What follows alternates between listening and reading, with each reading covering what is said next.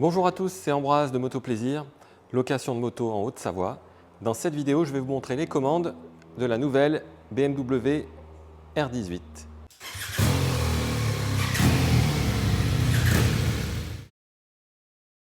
Alors la BMW R18 est une moto avec un transpondeur sur lequel il y a deux boutons.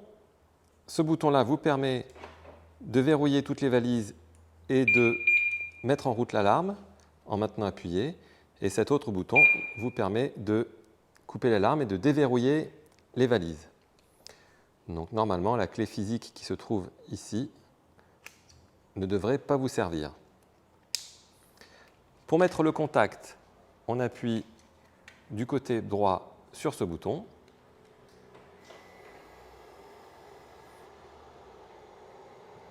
On va commencer du côté gauche. Alors, on a un bouton ici qui vous permet de faire des appels de phare. On le pousse vers l'avant pour passer en plein phare. Ce bouton-là, donc, c'est le régulateur de vitesse. On l'active en poussant ce bouton-là sur la droite. À partir de là, on peut régler la vitesse. On peut ensuite accélérer ou ralentir. Dès qu'on va toucher embrayage, frein ou même en repoussant la commande de gaz, on va couper le régulateur de vitesse. Il suffit de tirer sur le levier pour rappeler la dernière vitesse programmée et on peut tout simplement couper le régulateur en tirant sur ce bouton-là. Le bouton des warnings est ici, rien de particulier à signaler. Le bouton menu va vous permettre de naviguer donc dans l'ordinateur de bord de la moto. Lorsque j'appuie vers le haut, on fait défiler un certain nombre d'informations en haut à droite de l'écran, comme la jauge à essence, le kilométrage de la moto, les tripes 1 et 2. On va avoir également l'autonomie, la pression des pneus. Lorsqu'on appuie vers le bas, on rentre dans le menu de la moto et on fait défiler les pages vers la droite ou vers la gauche en utilisant la molette. Alors, première page du menu, mon véhicule. Là, nous avons un résumé de l'état de la moto avec la pression des pneus, le voltage de la batterie et s'il y a d'éventuels défauts. Page suivante, on a l'ordinateur de bord 1. En appuyant sur le bouton menu vers le bas, on peut décider de tout mettre à 0 ou mettre à 0 certaines valeurs seulement. Je reviens en arrière en appuyant sur le bouton menu vers le haut. Page suivante, on a l'ordinateur de voyage, celui-ci. Celui-ci, il est éventuellement réglé pour qu'il se mette à 0 automatiquement tous les jours. Page suivante, on a un autre écran sur la pression des pneus avec la mesure de l'écart s'il y en a un. Et là, on a l'écran qui concerne la maintenance. Je reviens en arrière, donc on peut ici activer la radio.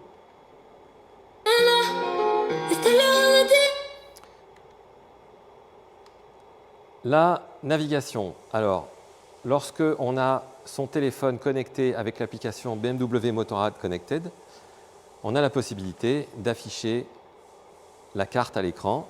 Pour cela, il faut au préalable connecter son téléphone à la moto en Bluetooth et en Wi-Fi. Ça m'amène à vous parler du compartiment qui permet de mettre son téléphone.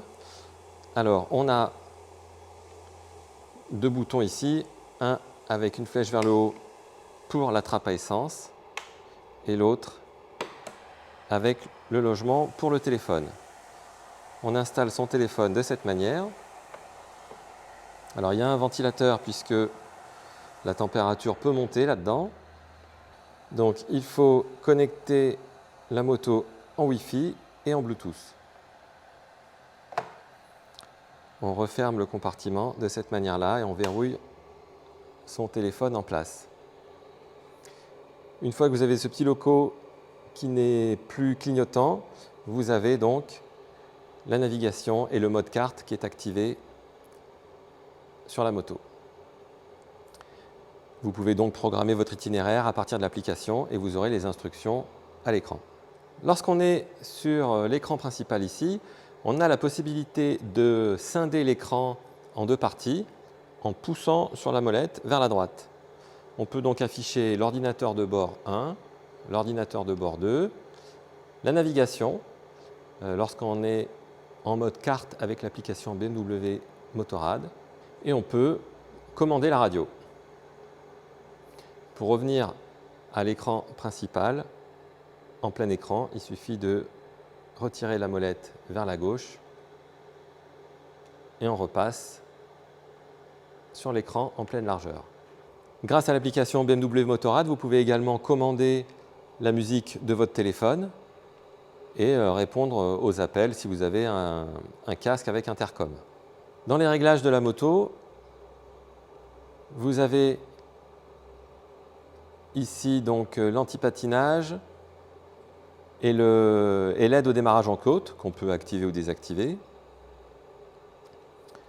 Vous avez ici le réglage du chauffage, poignée chauffante ou selle chauffante. On fait le réglage avec la molette et on n'oublie pas de valider en poussant la molette vers la droite. Dans les réglages du véhicule, on a le réglage du système d'alarme. On a également l'éclairage qui peut être, donc à l'avant, les feux de jour peuvent être automatiques. Et donc dans ce cas-là, vous avez le petit A qui s'affiche ici. Et on peut faire en sorte que les clignotants s'éteignent automatiquement au bout d'un certain temps. Pas grand-chose à voir dans les réglages du système. Les connexions, c'est là que vous connecterez d'abord votre téléphone en Bluetooth à la moto avant de pouvoir le connecter en Wi-Fi. Dans le menu affichage, vous pouvez modifier la luminosité, modifier le contenu de la barre d'état. La barre d'état, c'est ce qu'on voit ici en haut à droite. Vous pouvez limiter le nombre d'informations si vous le souhaitez à un peu moins que actuellement où tout est coché. Toujours lorsque vous avez l'application BMW Motorrad connectée à la moto, vous pouvez afficher ici ou pas la limitation de vitesse de l'endroit où vous vous situez. Je reviens en arrière. Ici, on a donc le bouton mode qui va vous permettre donc de changer de mode de conduite. Sur cette moto, il y en a trois. On a un mode pluie, un mode roll et un mode rock. Le mode rock s'apparentant au mode sportif sur les autres BMW et le mode roll doit être l'équivalent du mode road. Clignotant, gauche-droit, rappel au centre, ils s'éteignent aussi tout seuls si c'est réglé comme ça, comme on l'a vu. En dessous ici, vous avez le klaxon. On a ici une prise 12 volts. Du côté droit, ce bouton est le bouton d'appel d'urgence BMW. Donc à utiliser si bien sûr vous n'avez pas d'autres possibilités. Ce bouton-là va faire qu'un centre d'appel BMW est appelé avec la possibilité pour eux de localiser la moto et d'envoyer des secours. Ici, on a un bouton pour la fermeture centralisée des valises. Donc lorsque les valises sont fermées, on a un voyant qui apparaît ici. Et donc on peut les déverrouiller à partir de ce bouton-là sans avoir à sortir la clé de sa poche. Ce bouton-là donc permet de mettre le contact ou de le couper. C'est également ce bouton-là qui va vous permettre de verrouiller la direction en maintenant le bouton appuyé.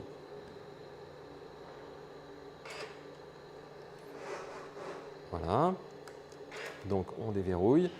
Et bien sûr, ce bouton-là va vous permettre de couper le moteur. On appuie vers le bas pour le démarrer. La moto est équipée d'une marche arrière et c'est ce bouton-là qui va vous permettre, une fois la marche arrière enclenchée, de faire reculer la moto. On enclenche la marche arrière avec le levier qui est ici côté gauche. Donc il suffit de pousser le levier vers le bas et à partir de là, la marche arrière étant enclenchée, on appuie sur le bouton du démarreur pour faire reculer la moto. Une fois qu'on a terminé la manœuvre, on remet le levier en position horizontale. L'utilisation des valises est toute simple. Lorsque les valises sont déverrouillées, il suffit d'appuyer sur la serrure et on tire sur ce levier.